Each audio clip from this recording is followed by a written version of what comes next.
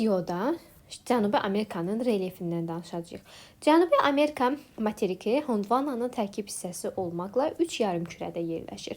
Ekvator xətti onun şimalından keçdiyinə görə həm şimal, cənub və bütövlükdə qərb yarımkürəsində yerləşir.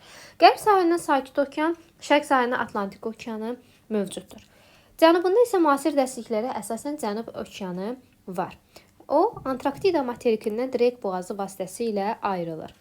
Bəs onun ən ucaqar nöqtələri hansılardır? Şimalda Galinas burnu, qərbdə Parinas, şərqdə Cabo Branco, cənubda isə Frauert burnudur. Cənubi Amerikanın mərkəzi və şərq hissələri platformada olduğu halda, qərb hissəsi isə qırışıqlıq zonasında yerləşir.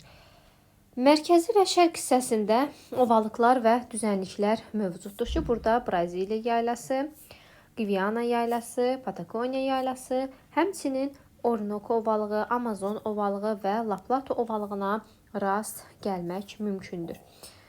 Və Ant dağlarından danışsaq, Ant dağları şimaldan cənuba doğru 9000 kilometr məsafədə uzanır ki, ən hündür zirvəsi 6959 metr Aconcagua zirvəsidir ki, burada dünyanın ən hündür sönmüş vulkanı Chimborazo və ən hündür Liliaco vulkanı yerləşir. Bundan əlavə Cotopaxi Ruiz vulkanları da məhz Ant dağlarında yerləşir. Ant dağları dünyanın misk uşağı hesab edilir.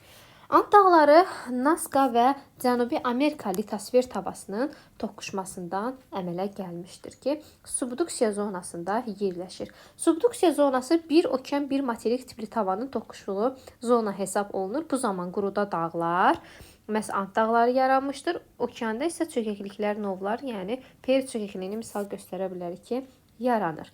Ant dağlarının yaranmasında böyük tavalardan olan Cənubi Amerika tavası ilə kiçik tava Nazca tavası iştirak etmişdir.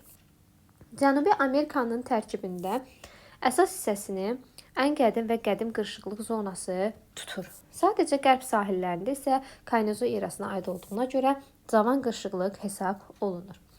Bundan əlavə altiplanolara Ant dağlarında rast gəlinir. Altiplanolar Ant dağlarının 20 dərəcə cənub enliyində silsilələrin bir-birinə aralandığı hissədə yaranan platolardır ki, burada üzvü aləm kasıbdır, quraqlığa davamlı otlar, bitkilər inkişaf etmişdir. Braziliya yaylasında kəlləqəndlərə rast gəlinir. Kəlləqəndlər eksogen relyef formalarıdır.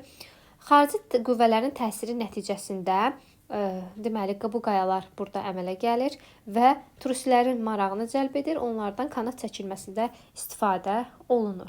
Tepullər isə masavari formaya malik olur, Gviana yaylasında yayılmışdır və tepullar əsasən Venezuelanın ərazisindədir. Fiziki, kimyəvi aşımı axar suların fəaliyyəti ilə əmələ gəlir. Sonda isə bizim burada Cənubi Amerika materikinin kontur xəritəsi mövcuddur.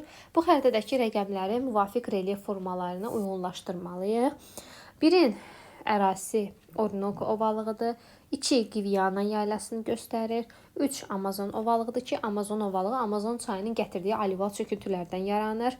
4 Braziliya yaylasıdır. Braziliya yaylası filiz faydalı qazıntılarla zəngindir. 5 La Plata ovalığıdır.